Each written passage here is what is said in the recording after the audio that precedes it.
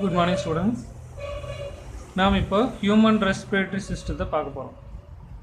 ஹியூமனுக்கு எப்படி respiratory system function ஆகுது, அதில் என்னென்ன ஆர்கன்ஸ் இருக்குது அப்படிங்கிறத நம்ம பார்க்க போகிறோம். ஓகேங்களா? Human respiratory system external nostrils அப்படிங்கிற பகுதியிலேருந்து வருது. மூக்கோட ரெண்டு துவாரம் இருக்குல்ல, அதுக்கு பேர் எக்ஸ்டர்னல் நாஸ்டில்ஸ். நாசல் கேவிட்டி அப்படின்னா மூக்குக்குள்ளே இருக்கிற கேவிட்டி நாசல் கேவிட்டி. அடுத்தது பேரிங்ஸ், லேரிங்ஸ், ட்ரக்கியாலேருந்து பிரான்ச்சிலேருந்து பிரான்ச்சியோல்ஸ்லேருந்து ஆல்வியோலை. இந்த மாதிரி ஆர்டர் வைஸாக தான் நமக்கு ரெஸ்பிரேட்டரி சிஸ்டம் ஃபங்க்ஷன் ஆகும். ஃபஸ்ட்டு எக்ஸ்டர்னல் நாஸ்டில்ஸ் அப்படிங்கிற மூக்கோட துவாரம், நெக்ஸ்ட் நாசல் கேவிட்டி மூக்குக்குள்ளே இருக்கிற கேவிட்டி, பேரிங்ஸ் அப்படிங்கிறது உள்ள தொண்டைக்கு முன்னாடி பகுதி, லேரிங்ஸுங்கிறது தொண்டைக்கு கீழ் பகுதி, ட்ரக்கியா அப்படிங்கிறது மூச்சுக்குழல், பிரான்ச்சி அப்படிங்கிறது அதுலேருந்து வரக்கூடிய பிரான்ச்சஸ்க்கு பேர் பிரான்ச்சி, இதுலேருந்து வரக்கூடிய பேர் பிரான்ச்சியோல்ஸ். லாஸ்ட்டாக ஆல்வியோலைங்கிறது லங்ஸுக்குள்ளே இருக்கக்கூடிய சின்ன பலூன் லைக்கில் ஒரு சின்ன பலூன் மாதிரி இருக்கும், அதுக்கு பேர் ஆல்வியோலை அப்படின்னு சொல்லியிருக்கோம். இந்த ஆர்டரில் தான் நம்ம ரெஸ்பிரேட்டரி சிஸ்டம் இருக்குது. Starting from the external nostrils, எங்கேருந்து ஸ்டார்ட் ஆகுது? எக்ஸ்டர்னல் நாஸ்டில்லேருந்து ஸ்டார்ட் ஆகுது. Up to terminal bronchiole constitute conducting zone. அதாவது நம்ம ரெஸ்பிரேட்டரி சிஸ்டத்தை ரெண்டாக பிரிக்கிறோம். ஒன்று கண்டக்டிங் ஜோன், இன்னொன்று ரெஸ்பிரேட்டரி ஜோன். இந்த ஆல்வியோலை ரெஸ்பிரேட்டரி ஜோன் அப்படின்னா மூச்சு நடைபெறுவது மிக முக்கியமான இடம் ஆல்வியோலை. ஓகேங்களா? மீதி எல்லாம் காற்று போகிற வழி, அதனால் இதுக்கு பேர் இது எல்லாமே கண்டக்டிவ் ஜோன். இதெல்லாம் காற்று போகிற வழி. ரெஸ்பிரேஷன் ஆக்சுவலாக எங்கே நடக்குது? ஆல்வியோலையில் நடக்குது. அதனால் இது ரெஸ்பிரேட்டரி ஜோன், மீதி எல்லாம் கண்டக்டிவ் ஜோன் அப்படின்னு சொல்லுவோம். Starting zone from the external nostrils to terminal end வரை இருக்கிறதுக்கு பேர் கண்டக்டிங் ஜோன். அப்படின்னா இது காற்றை எடுத்துகிட்டு போகக்கூடிய ஜோன். ஆல்வியோலை சுற்றி இருக்கக்கூடிய பிளட் வெசல் டக்டும் சேர்ந்து ரெஸ்பிரேட்டரி ஜோன் அப்படின்னு சொல்லுவோம். இது 1 மார்க்கில் கேட்பாங்க, நோட் பண்ணிக்கோங்க. Once more reply. Human respiratory system எங்கே ஸ்டார்ட் ஆகுது? எக்ஸ்டர்னல் நாஸ்டில்ஸ் ஸ்டார்ட் ஆகுது. அங்கேருந்து நாசல் கேவிட்டிக்கு போகுது, அங்கேருந்து பேரிங்ஸ் போகுது, அதுலேருந்து லேரிங்ஸ் போகுது, ட்ரக்கியா போகுது, பிரான்ச்சிஸ் போகுது, பிரான்ச்சியோல்ஸ் போகுது, ஆல்வியோலை லாஸ்ட்டாக போய் முடியுது. இதை நான் ரெஸ்பிரேட்டரி சிஸ்டத்தை ரெண்டாக பிரிக்கிறோம். ஆக்சுவல் ரெஸ்பிரேஷன் நடக்கிறது ஆல்வியோலையில் மட்டும்தான். மீதி எல்லாம் என்னென்னா காற்று போகிற வழி. ஓகேங்களா? ஒரு பாதையை ஃபங்க்ஷன் பண்ணுது. அதனால் இதெல்லாம் கண்டக்டிவ் ஜோன் சொல்கிறோம், இது ரெஸ்பிரேட்டரி ஜோன் சொல்கிறோம். சரி, starting from the external nostril ups to bronchioles வரை இருக்குது கண்டக்டிவ் ஜோன். அப்படின்னா இது காற்று கொண்டு போகக்கூடிய வேலையை மட்டும்தான் செய்யும், வேறு எந்த வேலையும் செய்யாது. காற்று அதன் வழியே போகும், அவ்வளோதான். ரெஸ்பிரேஷன் ஆக்சுவலாக எங்கே நடக்குதுன்னா ஆல்வியோலை, லங்ஸுக்குள்ளே இருக்கக்கூடிய ஆல்வியோலையில் நடக்குது. இதுக்கு பேர் ரெஸ்பிரேட்டரி ஜோன் அப்படின்னு சொல்லிட்டு. ஓகேங்களா? ஃபஸ்ட்டு ஏர் எங்கே என்ட்ரு ஆகுது? எக்ஸ்டர்னல் நாஸ்டில்ஸில் என்ட்ரு ஆகுது. The air enters in external nostrils. The air is filtered by fine hairs on the mucous lining passage. மூக்குக்கு உள்ளார சின்ன சின்ன முடிகள் இருக்கும், அதுக்கு பேர் ஃபைன் ஹேர்ஸ் அப்படின்னு சொல்லி பேர். நம்ம காற்று அட்மாஸ்பியரில் சுத்தமான காற்றாக இருக்காது. அந்த காற்றுல தூசுகள், குப்பைகள் நிறைய இருக்கும், டஸ்ட்டு, சின்ன சின்ன பார்ட்டிகல்ஸ் எல்லாம் நிறைய இருக்கும். இப்போ ரோட்லாம் பார்த்திங்கன்னா நிறைய பார்ட்டிகல்ஸ் பறக்கும், புழுதி வரப்பு பறக்கும், புயல் வரப்பு பறக்கும். வீடு கூட்டினா கூட டஸ்ட்டு நிறைய பறக்கும். அந்த சூரிய ஒளியில் பார்த்தீங்கன்னா தெரியும். வீடு கூட்டுறப்ப சூரிய ஒளியில் பாருங்கள். சூரிய ஒளி சப்போஸ் ஜன்னல் வழியே கதை வழியே உள்ள வந்துச்சுன்னா இந்த வீடு கூட்டுறப்போ பாருங்கள், அதில் எத்தனை குப்பைகள் பறக்குது அப்படிங்கிறது அந்த சூரிய ஒளி உள்ளே வர இடத்துல உங்களுக்கு நமக்கு அழகாக தெரியும். ஓகேங்களா? அந்த மாதிரி அத்தனை குப்பைகளும் சேர்ந்து தான் நம்ம மூச்சுக்குள்ளே இழுக்கிறோம். ஓகேங்களா? அப்படி இழுக்கிறப்ப தூசு குப்பைகள் நிறைய வரும். அதை முடிஞ்ச அளவுக்கு ஃபில்டர் பண்ணுறதுக்கு மூக்குக்குள்ளார முடிகள் நிறைய இருக்கும், அதுக்கு பேர் ஃபைன் ஹேர்ஸ். அது என்ன பண்ணுதுன்னா ஏரை ஃபில்டர் பண்ணுது. அந்த தூசு குப்பைகள் எல்லாத்தையும் அது ஃபில்டர் பண்ணி தடுக்குது. அண்டு மியூக்கஸ்னால் வளவளன்னு ஒரு பொருள் உள்ளே செக்ரேட் ஆகிட்டே இருக்கும். அந்த தூசெல்லாம் அதில் பட்டு ஒட்டி அந்த இடத்துல நின்றுக்கும், சுத்தமான ஏர் மட்டும் உள்ளே போகும். The external nostrils lead to the nasal chamber. மூக்கோட துவாரத்துலேருந்து மூக்கோட சேம்பருக்குள்ளார போகுது. It opens into nasopharynx. அப்படின்னா அதாவது நாசோ பேரிங்ஸ் அப்படிங்கிறது வாயிலிருந்து வர கனெக்ஷனும் மூக்கிலிருந்து வர கனெக்ஷனும் ஜாயிண்ட் ஆகிற இடத்துக்கு பேர் நாசோ பேரிங்ஸ் அப்படின்னு சொல்லிட்டு. வாயிலிருந்து வரக்கூடிய டியூபும் மூக்கிலிருந்து வரக்கூடிய டியூபும் தொண்டை பகுதிக்கு முன்னாடி போய் ஜாயிண்ட் ஆகும். அந்த பகுதியில் கிளாட்டிஸ் அப்படின்னு ஒன்று இருக்கும். சரியா? கிளாட்டிஸ் அப்படின்னு ஒன்று இருக்கும், அது ட்ரக்கியில் ஒட்டிகிட்டு இருக்கும். அதுக்கு பேர் சிறுநாக்கு அப்படின்னு சொல்லி பேர். அது அப்பப்போ ஓப்பன் பண்ண அப்பப்போ க்ளோஸ் பண்ணிக்கும். ஓகேங்களா? சாப்பாடு சாப்பிட்றப்ப க்ளோஸ் ஆகிரும், ஃபுட்டு மட்டும் உள்ளே போகும். மூச்சு வாங்குறப்ப ஓப்பன் ஆகி ரெண்டு கலந்து போயிடும். ஓகேங்களா?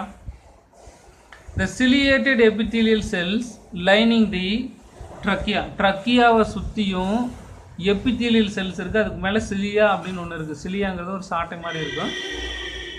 அது வந்து ஒரு அலை இயக்கம் மாதிரி இயக்கத்தை கொண்டு வந்துக்கிட்டே இருக்கும். ஓகேங்களா?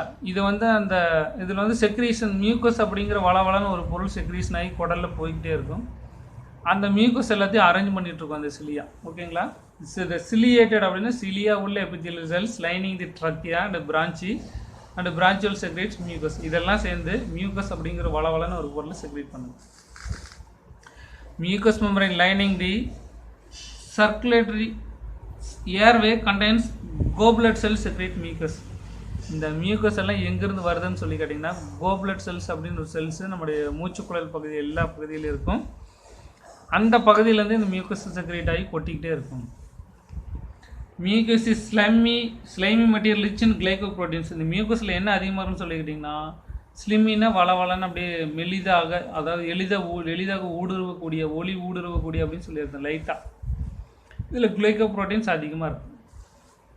Micro organism and dust particles attach to the mucus films and they are carried upwards and pass down the gullet and during normal swallowing.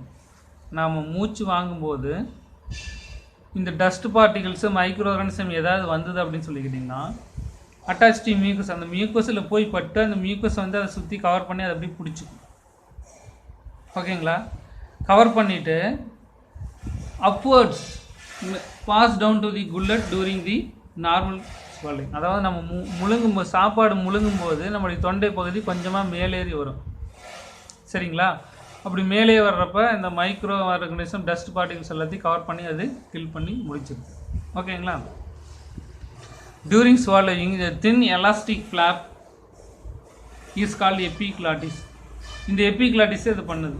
ஓகேங்களா? நம்ம முழுங்கும்போது மூச்சு காற்று உள்ளே வரக்கூடாதுங்கிறதுக்காக அந்த எபிக்ளாட்டிஸ் வந்து மூக்குலேருந்து வரக்கூடிய துவாரத்தை க்ளோஸ் பண்ணிங்க. அதுக்கு பேர் எபிக்ளாட்டிஸ்னு சிறுநாக்கு.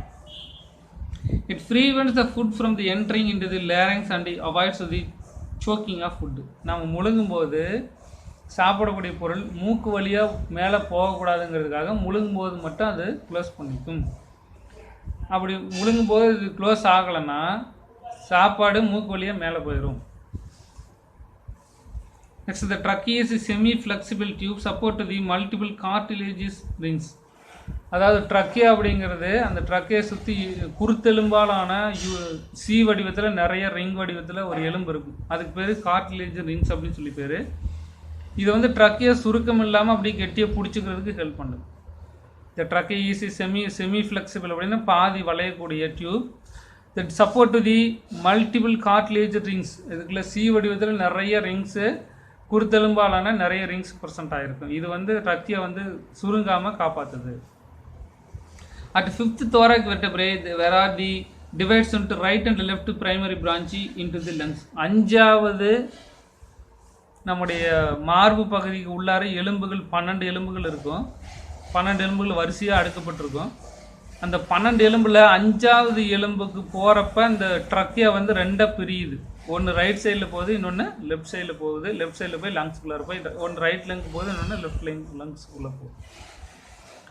இந்த பிரான்ச்சு வந்து இன்னும் நிறைய டிவைட் ஆகி செகண்டரி பிரான்ச்சு டெர்சரி பிரான்ச்சு அப்படிங்கிற சின்ன சின்ன குழல்களாக ஃபர்தராக டிவைட் ஆகிட்டு லாஸ்ட்டாக போய் ரெஸ்பிரேட்டரி பிரான்ச்சுவல்ஸில் போய் முடியுது. ஓகேங்களா? Once more reply. இந்த ஏர் வந்து எக்ஸ்டர்னல் நாசில்ஸுக்குள்ளே போகுது. எக்ஸ்டர்னல் நாசிலுக்குள்ளார போகிறப்போ உள்ளே இருக்கக்கூடிய நிறைய ஃபைன் ஹேர்ஸ் இருக்குது. இந்த ஃபைன் ஹேர்ஸ் வந்து இந்த ஏரை ஃபில்டர் பண்ணி உள்ளே அனுப்புது. நெக்ஸ்ட்டு எக்ஸ்டர்னல் நாசில் சேம்பரில் இருக்கக்கூடிய நாசோபேரிங்ஸில் வந்து நாசோபேரிங்ஸில் ஓப்பன் ஆகுது. இதில் கிளாட்டிஸ் அப்படிங்கிற பகுதி இருக்குது.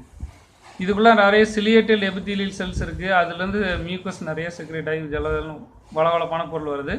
இந்த மியூக்கஸ் வந்து அந்த ட்ரக்கியாவில் இருக்கக்கூடிய கோப்லெட் செல்ஸ் அப்படிங்கிற செல்ஸ்லேருந்தும் நிறைய மியூக்கஸ் வெளியில் வருது. மியூக்கஸ் அப்படிங்கிற ஒரு ஸ்லைமி மெட்டீரியல். இதில் வந்து கிளைகோப்ரோட்டீன்ஸ் மிக அதிகமாக இருக்குது. மைக்ரோ ஆர்கானிசம் டஸ்ட் பார்ட்டிகல்ஸ் எல்லாம் இது வந்து ட்ராப் பண்ணி பிடிச்சிக்குது. நம்ம முழுங்கும் போது இந்த குல்லட் அப்படிங்கிற பகுதி வந்து கொஞ்சமாக மேலேறி வருது. அந்த தொண்டை பகுதி நீங்கள் சாப்பிட்றப்ப சாப்பாட்டை முழுங்குனீங்கன்னா தொண்டை பகுதி கொஞ்சம் மேலேறி வர அது பார்த்தீங்கன்னா உங்களுக்கு தெரியும். முழுங்குறப்ப வந்து பார்த்தீங்கன்னா இந்த எபிக்ளாட்டிஸ் வந்து க்ளோஸ் ஆகிக்கும். ஏன்னா சாப்பாடு வந்து மூக்கு வழியே மேலே போகக்கூடாது அப்படிங்கிறதுக்காக அது க்ளோஸ் பண்ணிக்கும். முழுங்கி முடிச்சோன்னே இது ஓப்பன் ஆகிக்கும். It prevents food from swallowing to the லேரிங்ஸ் avoid the soaking அப்படி மேலே போய் அடைச்சிக்கிறத இது தடுத்து நிறுத்திடும். அடைச்சிச்சுன்னா உயிர் போயிடும். அதான் பெரையர்ஜின்னு சொல்கிறாங்களே, அதுதான் இது. நம்ம சாப்பிட்றப்ப பேசிகிட்டே சாப்பிட்டோம்னா சாப்பாடு மூக்கு வழியே மூக்கு போகிற துவாரம் வழியே மேலே ஏறிக்கும். அப்புறம் குறைய வரைக்கும் தலையில் தட்டுவாங்க. அதெல்லாம் உங்களுக்கே தெரியும். ட்ரக்கி அப்படிங்கிறது செமிஃப்ளெக்ஸ் பாதி வளையக்கூடிய பொருள். இதில் நிறைய சி ஷேப்பில் குருத்தெலும்புகள் நிறைய ப்ரெசென்ட் ஆகிருக்கு. அது பார்த்தீங்கன்னா உங்களுக்கு தெரியும். புக்கில் பார்த்தீங்கன்னா கூட தெரியும். இதுக்கு அப்படி மார்பு பகுதியில் 12 எலும்புகள் வரிசையாக இருக்குது. 5வது எலும்பு தோராக் வெட்டப்ராக்கிட்ட போகிறப்ப இந்த பிரான்ச்சு வந்து 2 பிரி. இது ஒன்று ரைட் பிரான்ச்சு, இன்னொன்று லெஃப்ட் பிரான்ச்சு. 2 லங்ஸுக்குள்ளே போகுது. பிரான்ச்சு வந்து செகண்டரி பிரான்ச்சு, டெர்ஷரி பிரான்ச்சு, இந்த மாதிரி ஃபர்ஸ்ட் நிறைய டிவைட் ஆகி லாஸ்ட்டாக ரெஸ்பிரேட்டரி பிரான்ச்சுகளுக்குள்ளே போய் என்ட்ரி ஆகுது. Okay, thank you students.